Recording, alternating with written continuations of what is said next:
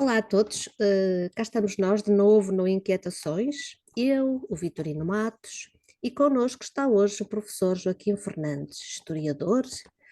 Ele também é cofundador do Centro Transdisciplinar de Estudos da Consciência. Aliás, até está biografado no Dicionário das Personalidades Portuenses do século XX. É autor de inúmeras obras. Mas hoje aquela que nos traz a esta conversa é o seu último livro, As Outras Fátimas. Então, boa noite, bem-vindos. Boa noite, bem-vindo também a este contacto. Muito obrigado pelo convite, Helena, especificamente a si. Enfim, já fomos conversando e já vamos trocando ideias que são também familiares da sua parte relativamente a este fenómeno de Fátima 1917. E o que eu trago hoje aqui, enfim, é um desafio para podermos falar um bocadinho do meu último livro. Enfim, para quem nos está a ver, está claramente identificado, As Outras Fátimas. Foi publicado em 2021, enfim, numa altura de crise pandémica, ainda infelizmente, não foi possível, digamos, promover muita discussão, muito debate público, por motivos óbvios, mas, bom, mas estamos aqui, naturalmente, com ele presente e com a temática sempre omnipresente das aparições marianas de Fátima, e não só, porque de facto há um histórico muito grande desta fenomenologia em Portugal. É, digamos, um quadro de crenças que se estende, enfim, muito antes de Fátima, desde a Idade Média, posso dizer, pela investigação que tive a ocasião de fazer, enfim, de outros trabalhos que já foram feitos, quer por gente ligada à Igreja Católica, quer por investigações laicas, e, portanto, há de facto uma herança muito grande destas tradições, que se traduzem em variadas facetas que depois, naturalmente, podemos ir discutindo ao longo da nossa conversa. Muito bem. Vitorino, eu ainda não te Eh, ouvi quase. olá, olá. O professor Joaquim Fernandes, o que é que o inquieta-o ao ponto de ir estudar esta questão de Fátima, das aparições e, enfim, a escrever um livro onde o título já diz tudo? Há aqui alguma ideia disruptiva com Fátima para escolher o título Outras Fátimas? As outras Fátimas significam, primeiro, em primeiro lugar, em primeira instância, foi esse o grande objetivo, foi fazer o inventário de outras situações análogas a Fátima, posteriores a 1917, ou seja, situações que, acabando por não ser aprovadas pela Igreja Católica, seguem, no fundo, o mesmo perfil de devoção popular, que nós estamos a tratar, obviamente, de um fenómeno de religiosidade popular, que nem sequer é oficialmente, digamos, aprovado ou integrado nos cânones religiosos da Igreja Católica, em termos oficiais de um dogma que tenha que ser aceito, etc, etc. Portanto, o que estamos a falar é de uma devoção eminentemente popular, tem os seus códigos, naturalmente, toda a gente já sabe, tem a sua mobilidade permanente ao longo do ano, pelo menos durante 2 meses, maio e outubro, que são as grandes peregrinações que levam milhares de pessoas à Cova da Iria, à Fátima, neste caso, mas que se regem, no fundo, por uma, digamos, uma adoração que é direcionada exatamente para a Virgem Maria, Nossa Senhora Mãe de Jesus, portanto, entendendo os crentes e os devotos, que ela se manifesta ao longo dos tempos, e não só até 1917, mas também próximo, enfim, dos nossos dias. Há muita sugestão de aparição que não, obviamente não é confirmada depois pelas autoridades eclesiásticas, mas que mantém viva esta devoção global dentro do mundo católico. Sublinhe-se, é de facto uma devoção essencialmente, eu diria, exclusivamente admitida pelos crentes católicos, neste caso, uma devoção muito específica em relação à figura de Maria, que, no entendimento dos seus devotos, será a autora de eventuais graças, enfim, milagres, intervenções sobre os problemas que as pessoas alegam, quando vemos, enfim, essas multidões pelas estradas em direção ao santuário, e não só em relação a Fátima, temos o caso de Lourdes, em França, não é? Temos o caso da Medjugorje, na ex-Jugoslávia, que também é hoje um centro mariano de grande expressão, embora ainda não oficialmente aprovada como tal, mas, portanto, é uma devoção que remonta aos primórdios da Idade Média e que tem grande expressão na tradição portuguesa, que eu tive, enfim, a ocasião de investigar e cujo repertório essencial eu procurei reproduzir aqui neste meu livro, As Outras Fátimas, também. Portanto, para além, digamos, das situações que foram registadas em Portugal pós-1917, eu faço uma retrospectiva, digamos, das origens e da evolução do culto mariano, sobretudo com base num grande repositório de casos, que foi um tratado escrito pelo Frei Agostinho de Santa Maria, publicado por volta de 1712, 1914, e que se chama precisamente o Santuário Mariano. Aí eu consegui, por exemplo, extrair 53 situações muito significativas de aparições de manifestações de entidades luminosas muito similares às de Fátima, mas naturalmente com um impacto local mínimo e sem as repercussões digamos, em termos de grandiosidade e de aceitação global, como foi o caso de Fátima em 1917. Eu acho quase impossível que as pessoas não saibam, mas o professor Joaquim Fernandes estuda este fenómeno, começou por Fátima, há mais de 40 anos. Por isso, ele Exatamente. tem vários estudos, até documentários, do canal História, se não estou em erro, Exatamente, as em que, faces de Fátima, em que ele comemorativa do fala centenário de sobre Fátima, exatamente. este tema exaustivamente e teve acesso a depoimentos originais, testemunhos originais. Estou certa. Sim, exatamente. Aliás, foi um trabalho iniciado com a minha colega, infelizmente já falecida, a doutora Fina da Armada, foi a primeira historiadora laica a ter acesso direto aos inquéritos originais, aos interrogatórios originais depositados exatamente no arquivo do Santuário de Fátima.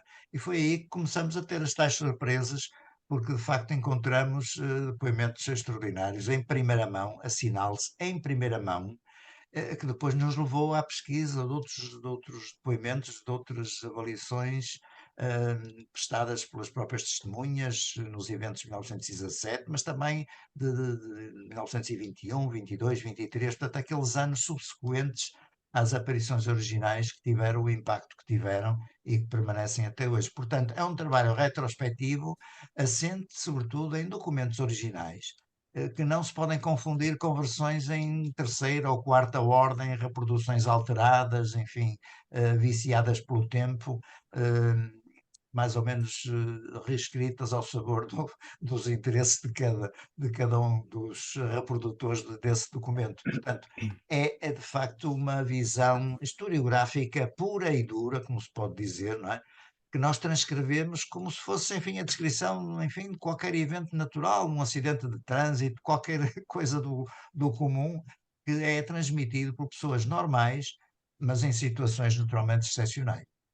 Portanto, é um trabalho de facto, ou foi um trabalho, naturalmente, para além do que está, digamos, integrado agora neste último trabalho das outras Fátimas, que esse sim teve de facto um âmbito um bocadinho diverso, quando eu examinei ponto por ponto o tal grande repertório de 1712 do Santuário Mariano, e que ofereceu um outro aspecto que não havia sido ainda explorado nas investigações originais com a doutora Fina da Armada desde o início dos anos 80, que é exatamente o âmbito que eu achei muito curioso, o âmbito ecológico das aparições, ou seja, em que nichos da natureza, quais são os elementos da natureza que envolvem as aparições, do ponto de vista físico, paisagístico, vegetal, aquático, geológico, etc, etc. Portanto, esse enquadramento foi para mim uma surpresa, está perfeitamente equacionado, com vários esquemas, com algumas avaliações de relação de causa e efeito,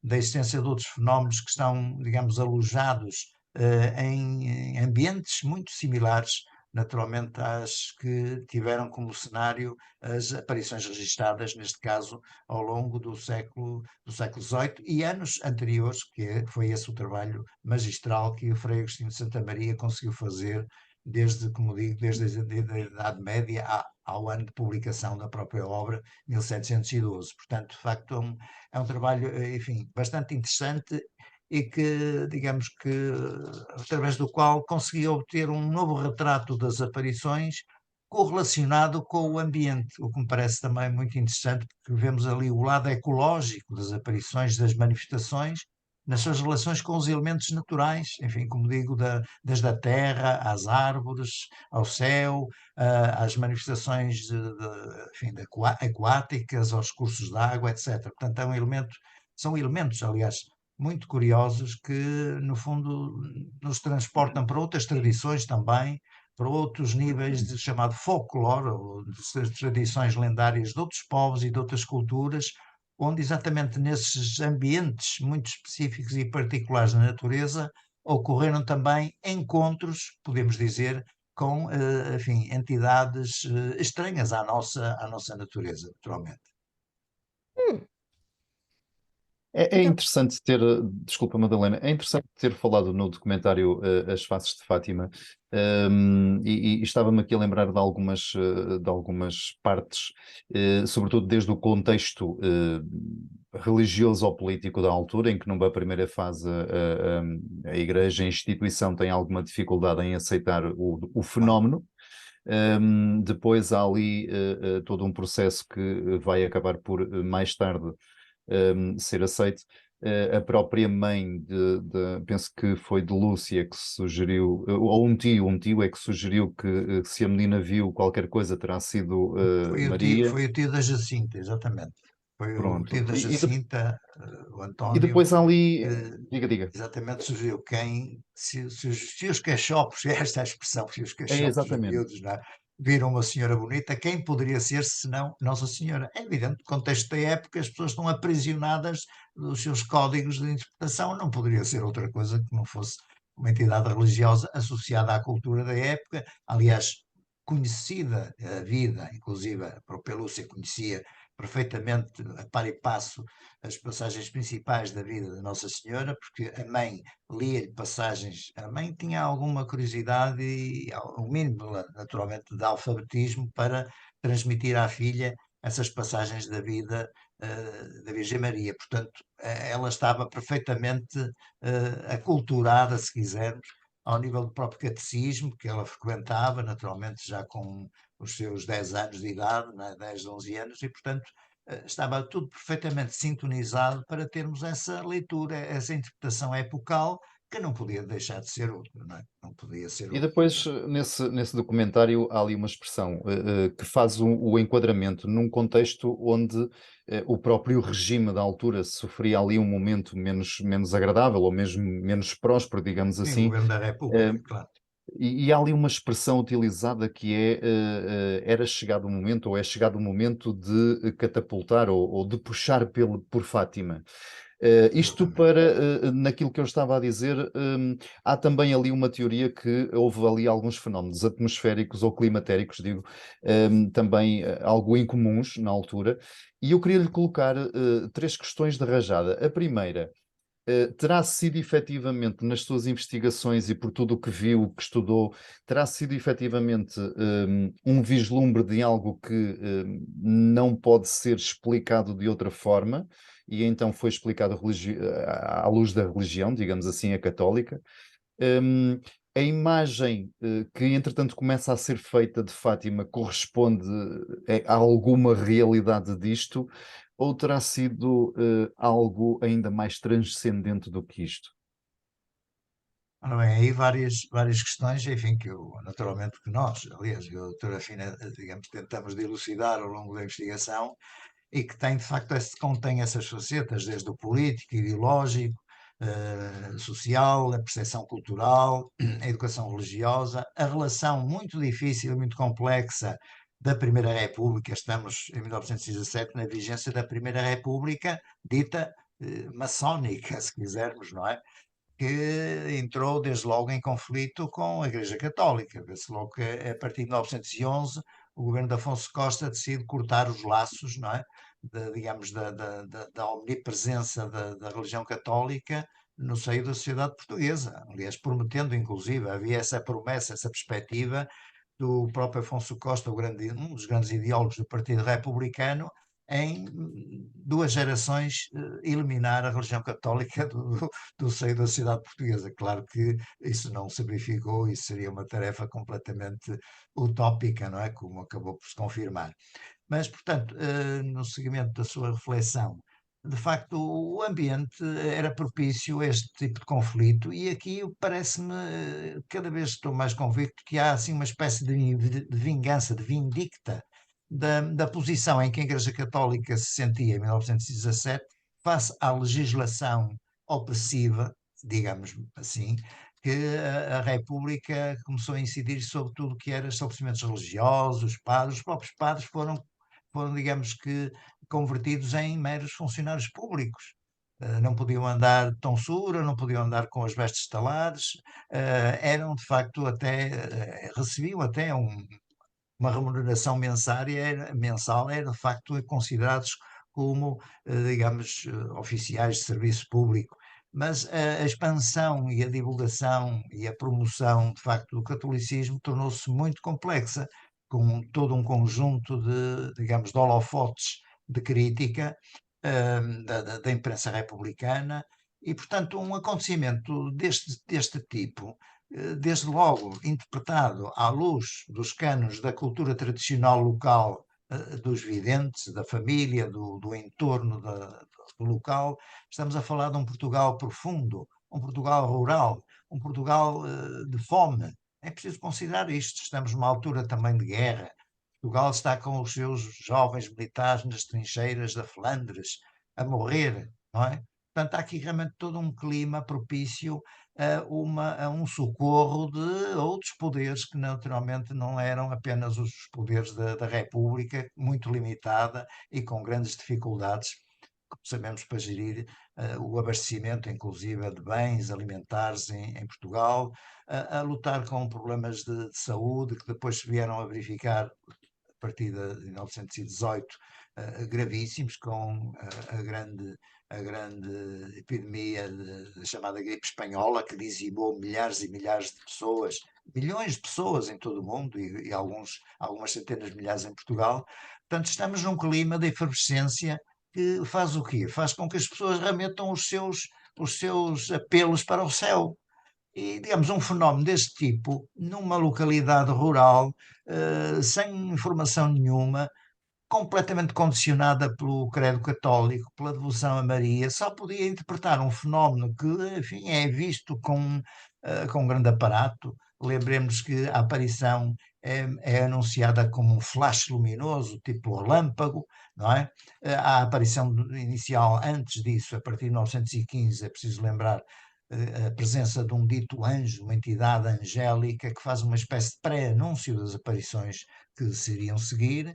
Portanto, há toda, digamos, uma preparação de um terreno propício digamos, ao surgimento de um culto patrocinado e, naturalmente, pelo catolicismo e pela Igreja Católica mais tarde, não de imediato, como disse muito bem. Houve, de facto, uma primeira recusa, uma primeira negação daquilo ter alguma coisa a ver com religião, que as crianças estavam a inventar. Portanto, houve, de facto, ali uma primeira reação que é perfeitamente natural, mesmo em pessoas ligadas à Igreja, mas que, atenção, é preciso assinalar, eram pessoas, e eu nomeio aqui em especial o Parque de Fátima da altura, o padre Manuel Marques, que foi, de facto, muito prudente ao registar mês após mês, nos vários 13 de cada mês, desde maio a outubro, o relatório, digamos assim, da observação das crianças, nomeadamente os depoimentos de Lúcia, de Jacinta e de Francisco também. Portanto, ele teve uma espécie de, digamos, prioridade de repertoriar a factualidade, mas não de acordo, obviamente, com aquilo que depois, infelizmente, nos anos seguintes, veio a ser distorcido, nomeadamente a descrição inicial que Lúcia faz da entidade, aquela de início chamou de uma menina muito bonita, uma senhora muito bonita, luminosa, de uma grande luminosidade que até feria os olhos, era difícil de encarar, etc.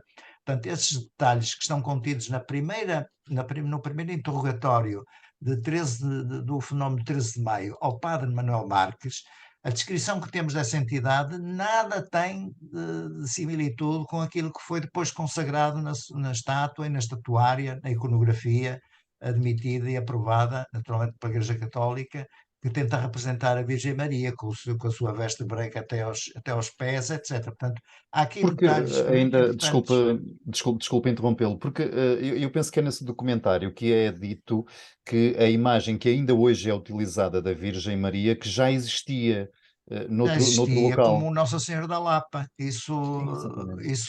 Isso foi inclusive um membro da Igreja, aliás, um responsável de grande gabarito intelectual, foi professor da Faculdade de Letras, o padre Xavier Coutinho, que era padre, que começando a analisar exatamente a descrição das primeiras concepções de estatuária que foram saindo aqui das oficinas de Santa Cruz do Bispo, da oficina do escultor que concebeu a estátua.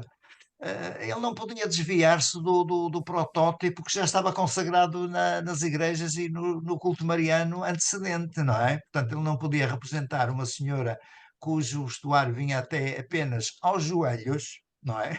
Era uma senhora que mostrava, digamos, o resto das pernas até aos tornozelos, com uma auréola luminosa a envolver a cabeça, com uma bola luminosa entre as mãos ao nível do peito, com uma capa que envolvia depois o resto da indumentária.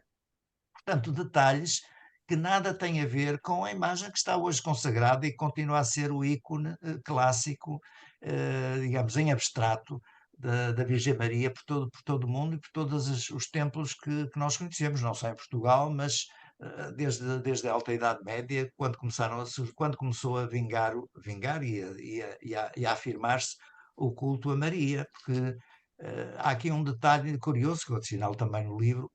Digamos, a figura de Maria não teve sempre a mesma omnipresença e a força, digamos, dentro da hierarquia celeste do Pai, do Filho, do Espírito Santo, enfim, daquilo que está consagrado as grandes referências do catolicismo, não é?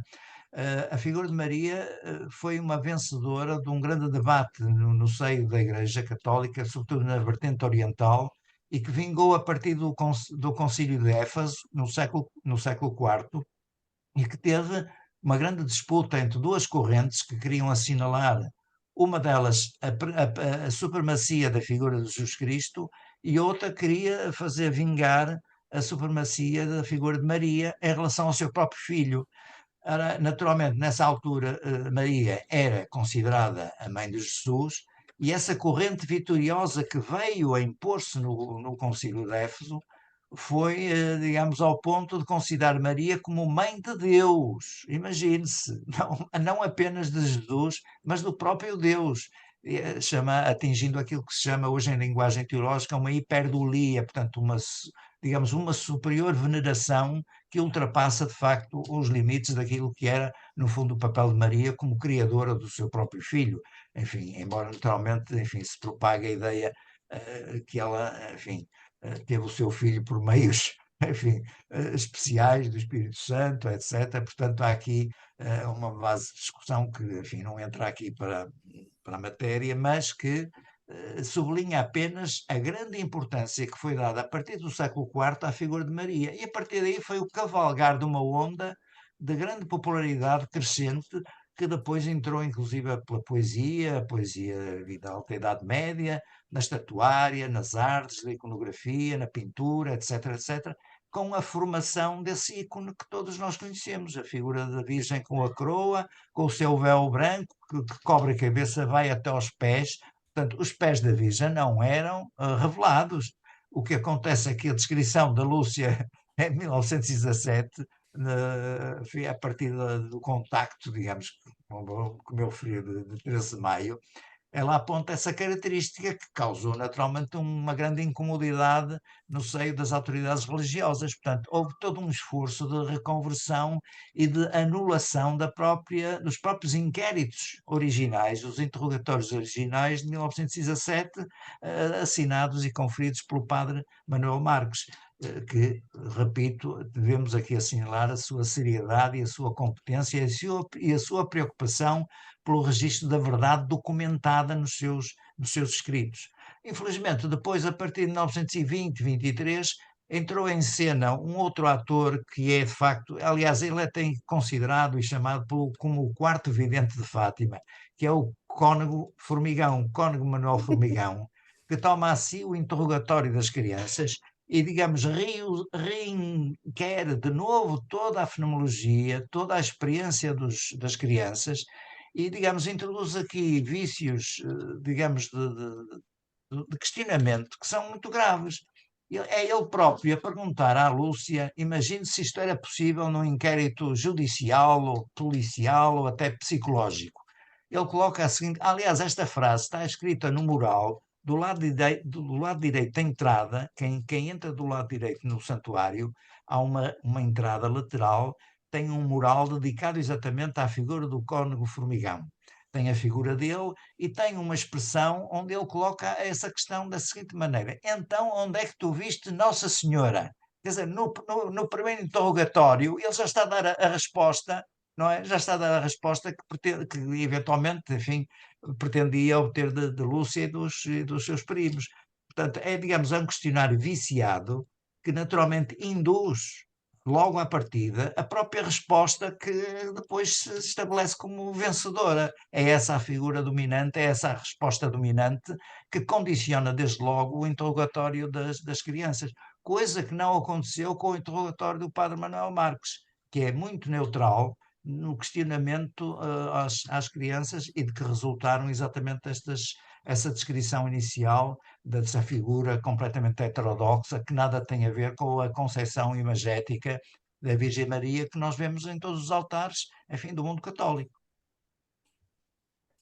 Professor Joaquim Fernandes, então, há pouco falava-nos de que as aparições são feitas em determinados lugares muito específicos. E também no seu livro diz que existem muitas outras aparições. Eu penso que retrata aí umas 16, mas existem muitas mais. Sim, o caso em Portugal são 16 depois de Fátima. As anteriores que eu refiro são as tais 53, que são assinaladas pelo Frei Agostinho de Santa Maria até ao século XVIII, até à altura em que ele redigiu a sua obra, o Santuário Mariano. Mas todas essas senhoras luminosas, esses seres luminosos, chamemos-lhe senhoras luminosas, têm um pedido em comum. Todas elas querem uma capelinha. Exatamente. Ora, aí é que tocou num ponto essencial que eu faço um pouco de fim-capé aqui nas conclusões deste livro das outras Fátimas. Eventualmente, eu estou a colocar isso como hipótese, a hipótese que alguns podem considerar naturalmente absurda, outros abusiva, outros inclusive ofensiva, depende obviamente das convicções de cada um relativamente à matéria de que é feita ou de que são feitas as aparições e os seres aparicionais que nelas intervêm, não é?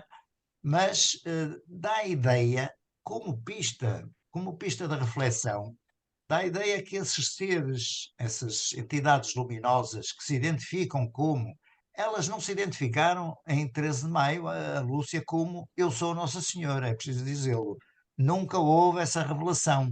Essa revelação é muito posterior a uma construção posterior que só veio a manifestar-se claramente depois nos escritos de Lúcia, resultantes da sua estadia nos conventos aqui da Galiza, em Tui e em Pontevedra, não é? Ela, na última aparição de outubro, ia dizer quem era e o que queria. Enfim, há uma referência à Virgem do Rosário, há referência naturalmente àquilo que ocorreu em 13 de outubro com a grande manifestação do chamado Milagre do Sol, que obviamente não foi o Sol a ser usado nessa matéria, nesse fenómeno, porque se o fosse não estávamos a falar aqui neste momento, porque a Terra tinha ficado completamente reduzida a cinzas, não é?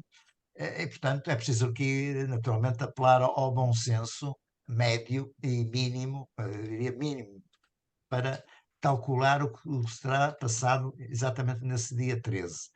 Portanto, o que se passa, exatamente indo de novo ao seu questionamento, que é de facto nuclear, é mesmo a chave para aquilo que tenho refletido nos últimos tempos e que estão aqui vertidos no livro, especialmente nas suas conclusões, é que de facto essas entidades de algures, vindas de algures, de um espaço, de um tempo, de um universo que não é o nosso, vamos chamar-lhe assim, supostamente nós podemos estar aqui perante intervenções de inteligências, não digo o contrário, inteligências barra psiquismos, procedentes de outra natureza que não a nossa natureza física, tridimensional, do espaço e do tempo local, nem sequer a nível, enfim, da nossa galáxia. Estamos a falar aqui de possibilidades de outras manifestações interdimensionais. Repare, já estou aqui a avançar, se calhar demasiado.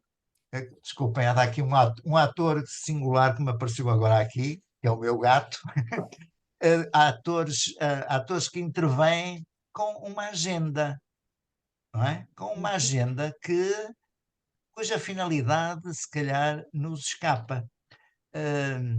Havia um investigador norte-americano, um senhor chamado Charles Ford, que começou a catalogar nos finais do século XIX tudo o que era acontecimento estranho, tudo o que era fenómeno anómalo, em variedíssimas obras, e aliás daí chegou, digamos, a matriz da referência da sua pesquisa como fenómenos forteanos. Tudo o que fosse estranho, alheio à normalidade, ele recolheu nos seus livros. E ele teve uma ocasião, uma referência muito interessante relativamente à essência do que somos e do papel que temos aqui, enfim, na nossa galáxia, no nosso sistema solar, se quisermos, mas no fundo o que é que nós representamos para a globalidade do universo? Ele sugeria o seguinte: nós somos propriedade. Isto é de facto um desafio. Somos propriedade de quem? De algum proprietário, não é? Dá a ideia, nessa sequência, eu aproveitei e cito exatamente essa expressão do Charles Ford, um interessantíssimo e curiosíssimo analista norte-americano das estranhezas, não é? Que supõe que, de facto, ou nessa medida, nós podemos supor que essas entidades luminosas que vêm até nós e que pedem invariavelmente façam aqui uma capela, juntem as pessoas, juntem as vossas famílias, os vossos amigos, etc., para rezar, para orar, etc. Portanto, há aqui duas condições: a construção de um espaço, de um templo, onde centenas ou milhares de pessoas acabam por ser convocadas a juntar-se para quê? Orar em conjunto. Orar em conjunto. E o que é que produz uma oração em conjunto, Madalena? Pode-me deduzir daí alguma coisa interessante? Muita energia, muita, Claro, aí está, batemos um exatamente power nesse ponto. incrível. Exatamente, aquilo que alguns designam por egregores, não é? Portanto, uma manifestação de facto de grande energia mental, não é? Que, supostamente, e aqui é o risco que eu aponto aqui nas minhas hipóteses, nas minhas considerações finais, que, quiçá, essas entidades têm necessidade. Fica aqui um grande suspenso. Quiçá essas entidades terão necessidade para sobreviver. Imagine-se. Isto é demasiado, se calhar, para os ouvidos Mas de muita gente, não é? o que está a dizer sugere que possam não ser, chamemos-lhe entidades tão luminosas assim. Luminosas no sentido da ostentação com que se apresentam, no sentido da sedução das multidões, dado exatamente os efeitos que eles demonstram.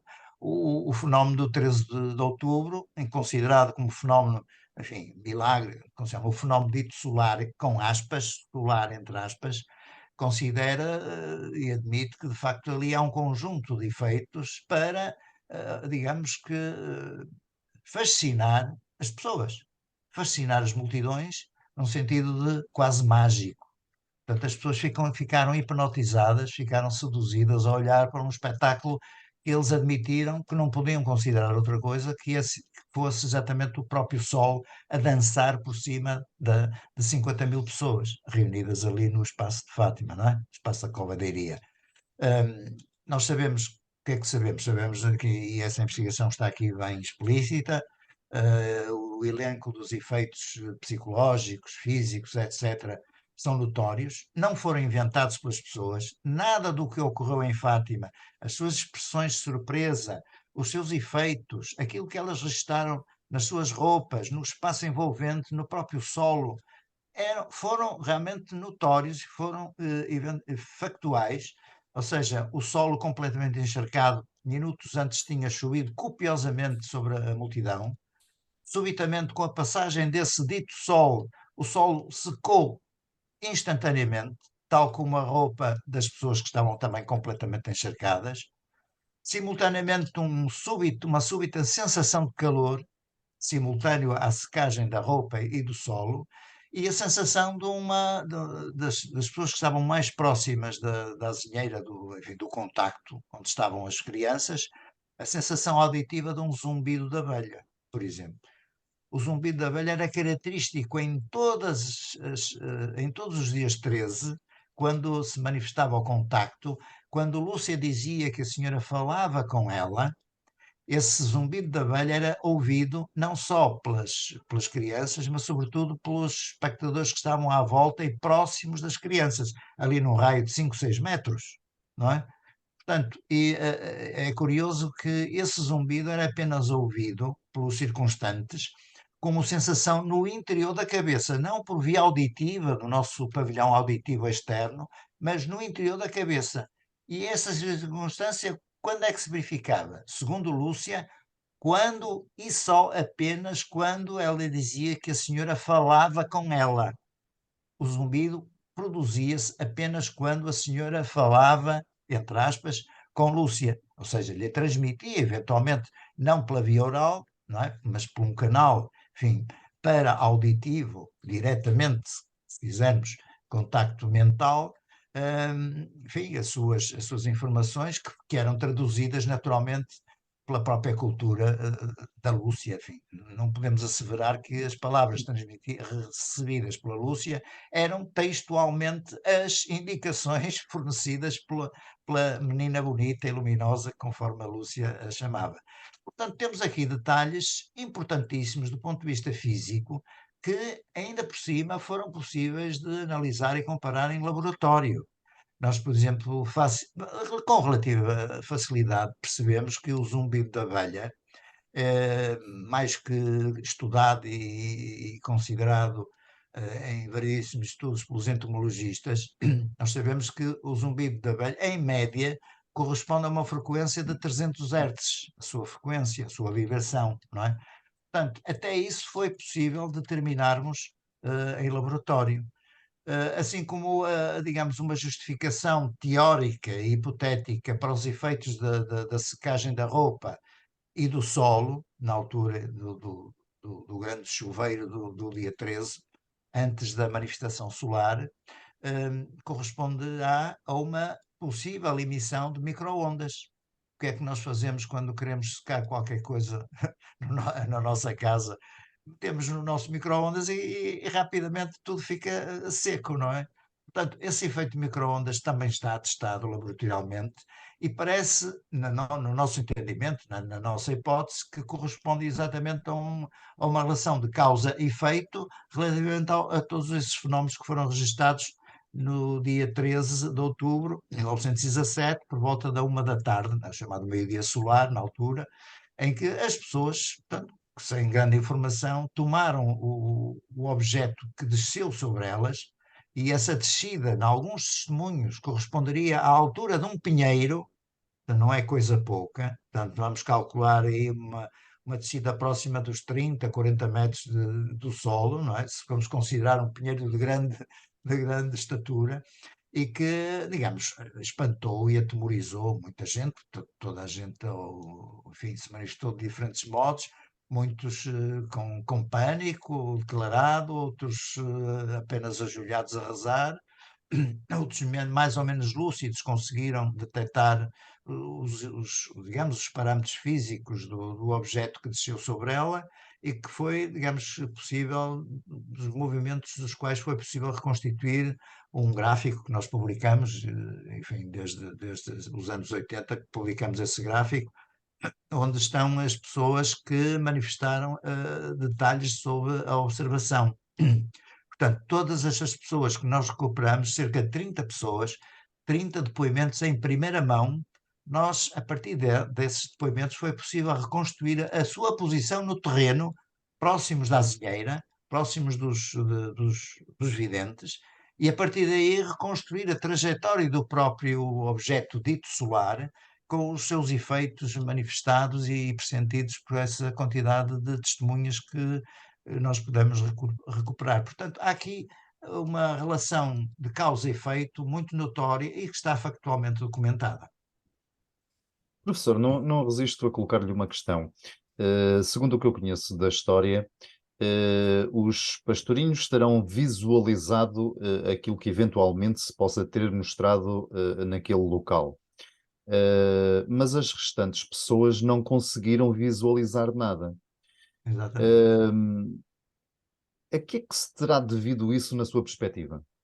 Ora, aí é que está um aspecto muito importante e que leva hoje os investigadores, os estudiosos mais próximos de Fátima, incluindo os principais teólogos portugueses, chamo a atenção para isto, os principais teólogos portugueses, desde o Frei Bento Domingos, por exemplo, o professor Anselmo Borges, o Dom Carlos Azevedo, que é hoje bispo, está a trabalhar hoje no Vaticano, no próprio arquivo do Vaticano, optaram desde há alguns anos, aliás, no seguimento das sugestões do Papa Bento XVI, em mudar a perspectiva de aparição, ou, digamos, em alterar o conceito de aparição para o conceito de visão. Penso que estamos a perceber o que é que está em causa, não é?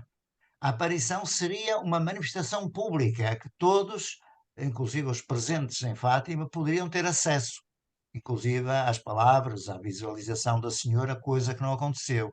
Portanto, temos aqui uma transmissão privada, que seria uma emissão personalizada do ponto de vista mental para cada um dos videntes, mas com especial destaque, é preciso assinalar, para o caso da Lúcia, porque só apenas Lúcia é que via, ouvia e registava as informações ditas, informações procedentes dessa entidade, porque nem Jacinta nem Francisco tinham capacidade de coloquial, digamos, com essa entidade. Portanto, há aqui uma seletividade do receptor, ou seja, nem muito poucos eram capazes de perceber, no caso concreto, apenas Lúcia, e em parte Lúcia, Jacinta e Francisco percebiam qualquer coisa em termos de rumor, de algum som procedente da entidade. Portanto, digamos assim, o pivô de todo este fenómeno é apenas Lúcia dos Santos, é apenas a jovem Lúcia, que é de facto era mais velha e que funciona aqui como a antena principal do comunicador. Portanto, há aqui uma seletividade deliberada, obviamente, e que não é universal a todos os presentes que estavam em roda das crianças. Portanto, isto é um aspecto extremamente importante. O que nos parece também, e que eu já tive a ocasião de assinalar, é a característica da própria representação da imagem.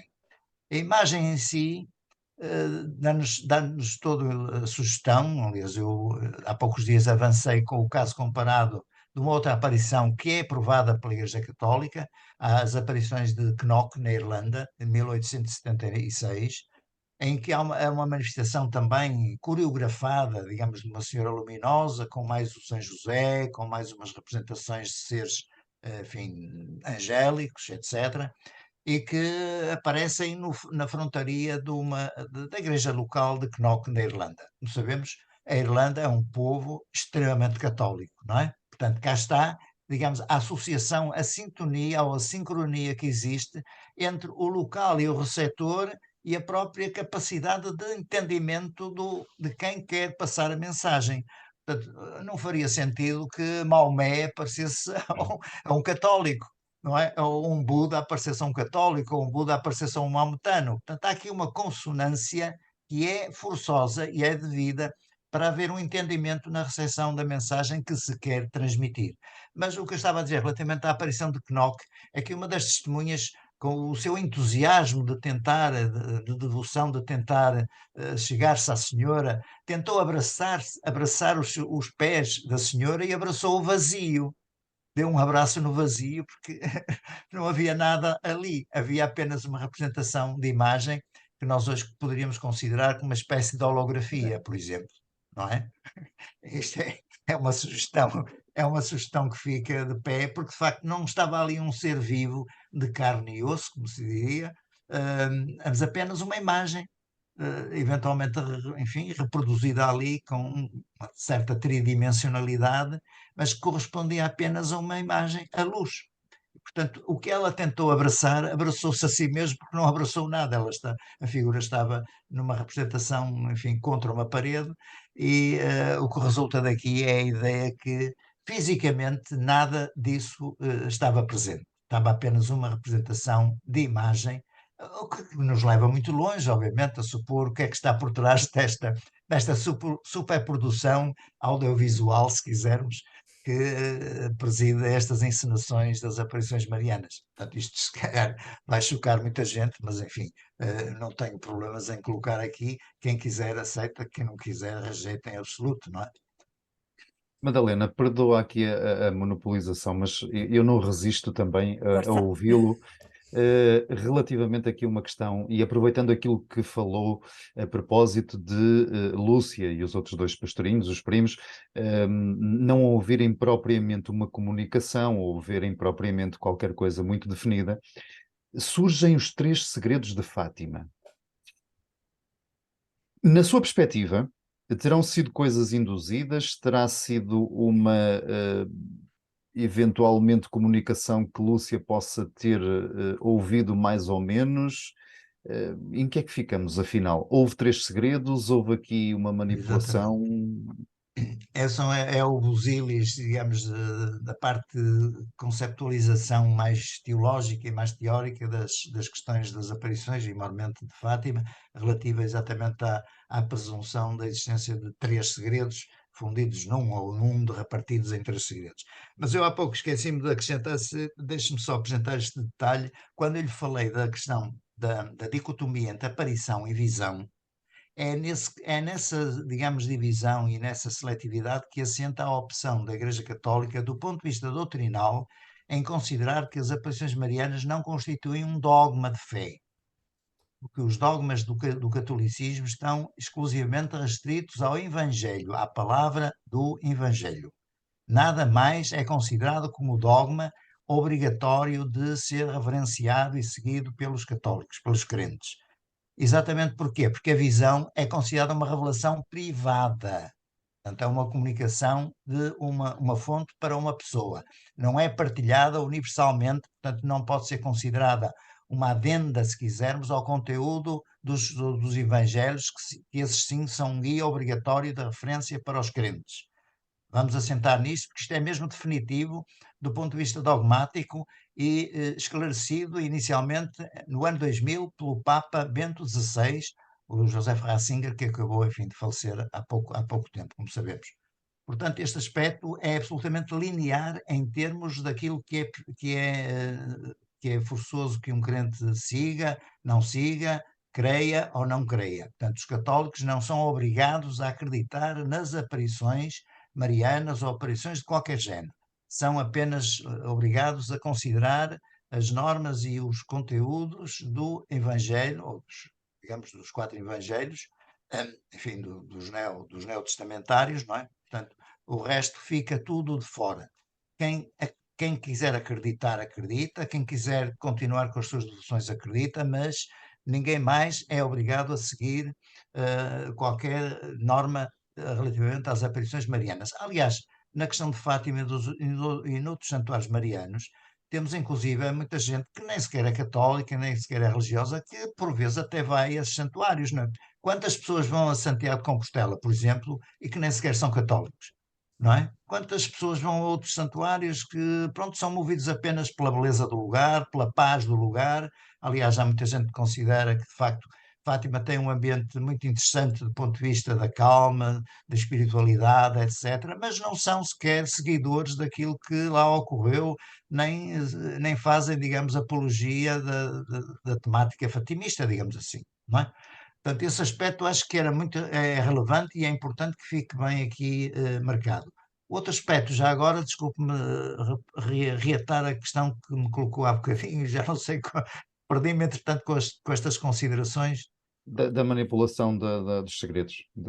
A questão dos segredos. Bom, a questão dos segredos, enfim, foi objeto de um outro livro que eu e a doutora Fina publicámos em 2002, que é Fátima nos Bastidores do Segredo, é uma obra que neste momento está esgotada, mas que tenta fazer a reconstrução histórica da elaboração do processo do segredo. O segredo não foi transmitido integralmente durante as aparições de 1917. Aliás, nós temos até um excerto do manuscrito de Lúcia, que é reconhecido como Lúcia, a escrita de Lúcia, em que ela diz, quando questionada, o segredo só eram apenas umas palavrinhas. Repare, isto é significativo. Apenas umas palavrinhas. Ora, não podemos considerar que apenas umas palavrinhas vão dar aso a um tratado, não é? Não sei quantas páginas, enfim, de um segredo dividido em três partes, com imensas considerações político-ideológicas. O que é que está aqui assente no fundo? Isto é uma reconstrução, obviamente tardia, não é? Tardia, de Lúcia, a quando a sua estadia nos conventos de Tui e Pontevedra. Oração de quem? Dos seus dois confessores jesuítas. Dois padres a que diariamente assistiam, a aconselhavam, a informavam, naturalmente, e que, no fundo, deram origem a uma construção posterior de um discurso que tinha a ver muito mais a ver com a confrontação político-ideológica entre o Vaticano, entre a Santa Sé e o comunismo emergente, o regime comunista vitorioso, entretanto, a partir, como sabemos, da Revolução de Outubro, 1917 também, curiosamente, e que naturalmente atingiu o seu cúmulo já na década de 20, porque o regime soviético não se conteve nas suas fronteiras, começou a exportar a sua dinâmica para além das fronteiras do que era então a União Soviética, que hoje, enfim, um bocadinho mais restrito ao que é a Rússia de hoje, mas que tendencialmente era, de facto, uma filosofia, uma ideologia antirreligiosa e o inimigo, o adversário principal da Rússia soviética, ou da União Soviética, era de facto o catolicismo, o cristianismo em geral, não é? Mas com particular ênfase a Igreja Católica. E, naturalmente, a Santa Sé, o Vaticano, sentiu-se, doeu-se, se quisermos, dessa arremetida violenta do ponto de vista dos dogmas essenciais, da existência de Deus, enfim, tudo isso caracteriza o catolicismo e a religião católica no seu todo. Portanto, passou-se num problema, digamos, de fé, num problema de crença, para um problema ideológico de conteúdo político ideológico, de grande confrontação entre dois blocos, não é? Entre duas crenças, no fundo, não é? A crença enfim, nos efeitos benéficos do sistema comunista, não é? Que iria, enfim, lançar uma nova aura sobre a humanidade, e uma crença, enfim, em superiores destinos e orientações da própria humanidade, regidas por um Deus exterior, etc., etc., com todos os canos que nós conhecemos. Portanto, essa dinâmica está muito presente na redação gradual das partes do segredo, onde perfeitamente estão delineados digamos, os pontos de auge, os pontos quentes da confrontação dialética entre o comunismo e a religião católica, naturalmente na pessoa, na personalidade, neste caso, do Vaticano. Portanto, para perceber bem a construção do segredo, tem que se ler a par e passo a investigação que nós fizemos, porque há perfeitamente documentos, inclusive rasurados por um dos padres que aconselhava a Lúcia, adaptando as circunstâncias da data em que Lúcia dizia que recebeu uma informação, etc., etc., ajustando exatamente aos acontecimentos políticos para não haver contradição. O facto de decisões papais, de bulas papais contra o comunismo, etc., entrarem em vigor, tinham que estar ajustados ao discurso que Lúcia ia reportando, mas do ponto de vista digamos, de uma informação paralela que ela ia recebendo do mundo exterior.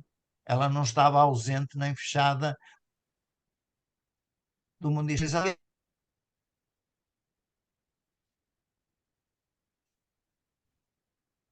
Opa, Fomos ficamos. censurados. Ficamos sem internet. O professor Joaquim Fernandes parece que caiu, salvo seja. Pronto.